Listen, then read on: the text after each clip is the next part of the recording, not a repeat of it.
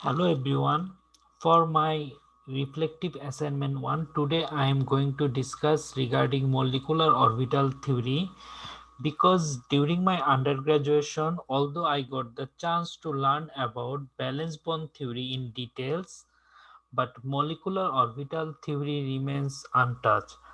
So when I am going to start chemistry 641 courses, I came to encounter with molecular orbital theories. At first I find it harder to understand. Then I start to reading and watching videos on that topics. As I am understanding that topics, I just want to relate my atomic orbital and valence bond theory knowledge with the molecular orbital theory.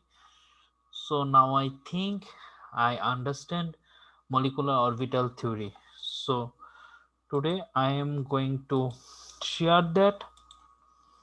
Actually, at first I want to just compare what is my existing knowledge on valence bond theory and molecular orbital theory. What is the difference? Actually, the valence bond theory, molecule is formed by adjacent atom sharing the electron. But molecular orbital theory, this is not uh, linked between electron are not confined to the individual atom. Actually, it is delocalized and spread across the entire molecules. And electrons are localized here.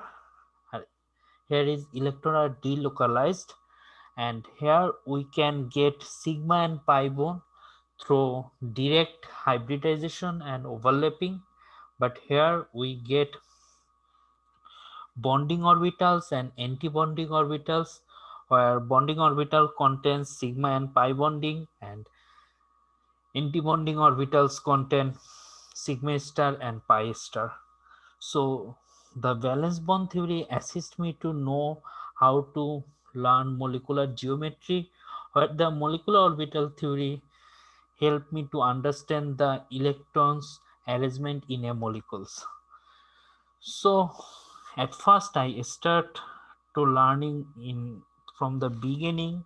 So at first I learned the linear combination of atomic orbitals, where I learned bonding orbitals has constructive interface with lower energy and anti-bonding orbital has destructive interface with higher energy.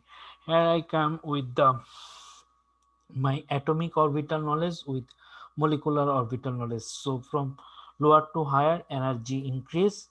So for example, in hydrogen, there is one hydrogen and here is a charge or spring. Here is another. So there these two are present in bonding one. So anti-bonding one present no ions or electrons. So it can say that its bonding order I can assume from here 2 minus 0 by 2, that's 1, and that is positive.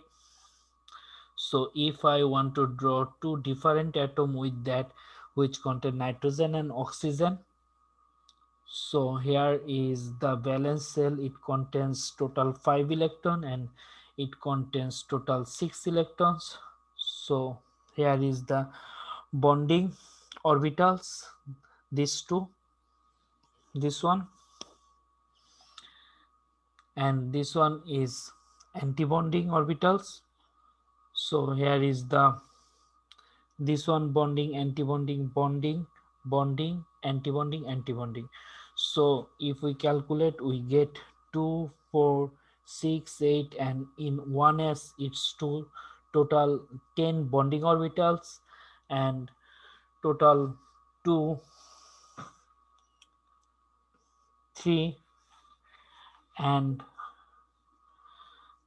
uh, anti-bonding orbital, total 4 anti-bonding orbital, sorry, 3 anti-bonding orbital. So it's we can calculate that 10 minus 3, that's 7 and 7 3.5.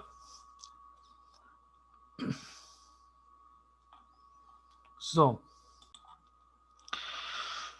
So from molecular orbital, where I can understand that for diametric molecule, bond orbital is bonding electron minus antibonding electron by 2. And if it is 0, there is no bond. If it is positive, there is a bond. And with higher bond order, stronger the bond. For example, oxygen has 2, so it has double bond between two oxygen atom. It's also assist me to learn the pi molecular orbitals in organic compound like benzene and pyrene. And after that, I am able to draw my pyrrole structure in assignment 1 where bonding and with bonding and anti-bonding orbitals and the nodes, no nodes, one nodes and two nodes. And I think my further deficit in learning is the graph, because I face very difficulty in linking the graph the the equations. So I think in that kind of problem I face both in uh, reaction intermediate and kinetics, so I have to work on that. Thank you.